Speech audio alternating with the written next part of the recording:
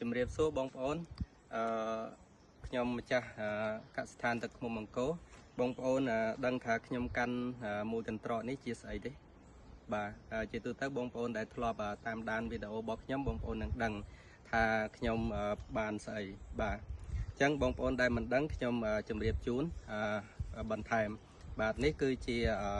កែវលំអងផ្កាបូស្នេកដែលយើងប្រមូលបានពីសត្វឃ្មុំហើយយើងយកមកសម្រាប់ចែកចាយជូនបងប្អូនយកទៅប្រើប្រាស់ជាពិសេសគឺបងប្អូនដែលស្រឡាញ់សុខភាពបាទដែលអត់ចង់គេងនៅលើគ្រែពេទ្យបងប្អូនគួរតែមិនមែនគួរតែទេត្រូវតែ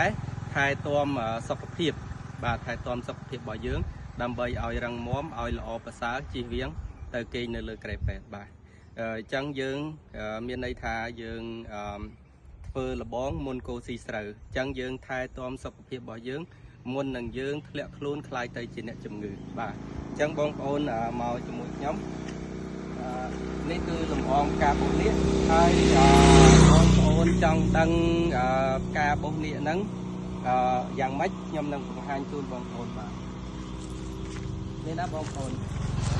ផ្កាបូស្នេកបាទនេះផ្កាបូស្នេកហើយពណ៌សហ្នឹងពណ៌សហ្នឹងគឺ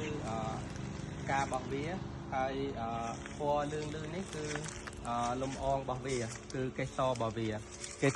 ហ្នឹងគឺវាមានលំអងបែបហ្នឹងហើយនេះឃើញឃ្មុំព្រៃកំពុងតែប្រមូលហ្នឹងបាទឃើញឃ្មុំព្រៃកំពុងតែប្រមូលហ្នឹងគឺលំអងវាហើយដែ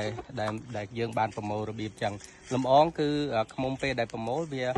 ដាក់នៅនឹងជើងសូមបញ្ជាក់ជូនបងប្អូនថាលំអងគឺជាម្សៅផ្កាបាទលំអងគឺជាម្សៅផ្កាមិនមែនជាអាចឃ្មុំទេមានកន្លងមកបងប្អូនមួយចំនួនគាត់តែងច្រឡំថាលំអងឃ្មុំហ្នឹងគឺជាអាចរបស់ឃ្មុំឬក៏គាត់ហៅថាអាចឃ្មុំក៏ពិតមែនទេអាហ្នឹងគឺជាម្សៅផ្កាអញ្ចឹងឃ្មុំនៅពេលដែលយកពីរុក្ខជាតិឃ្មុំអាចយកបានទាំងទឹកដមឃ្មុំអាចយកបានទាំងលំអងអាចយកបានទាំងជ័រសម្រាប់ទៅធ្វើសំណុករបស់វាធ្វើជាផ្លិតរបស់វាអាហ្នឹងអត្ថប្រយោជន៍នៃដើមឈើដែលផ្ដល់ទៅឲ្យឃ្មុំបាទអត្ថប្រយោជន៍របស់វាដែលផ្ដល់ទៅឲ្យឃ្មុំតែដើមឈើមានដើមឈើខ្លះវាបញ្ចេញជាទឹកដមសម្រាប់ឃ្មុំមានដើមឈើខ្លះវាបញ្ចេញជាលំអងសម្រាប់ឃ្មុំហើយមានដើមឈើខ្លះទៀតវាបញ្ចេញទាំងទឹកដមវាបញ្ចេញទាំងលំអងឲ្យឃ្មុំហើយដើមឈើខ្លះទៀតវាអត់បញ្ចេញទឹកដមអត់បញ្ចេញលំអងទេប៉ុន្តែវាផ្ដល់ជ័រឲ្យឃ្មុំយកទៅធ្វើជាផ្លិតរបស់វាធ្វើជាសំណុករបស់វាអញ្ចឹងបងប្អូនដើមឈើមានប្រយោជន៍របៀបហ្នឹងមានប្រយោជន៍របៀបហ្នឹងចំពោះមនុស្សសត្វបាទចំពោះមនុស្សសត្វ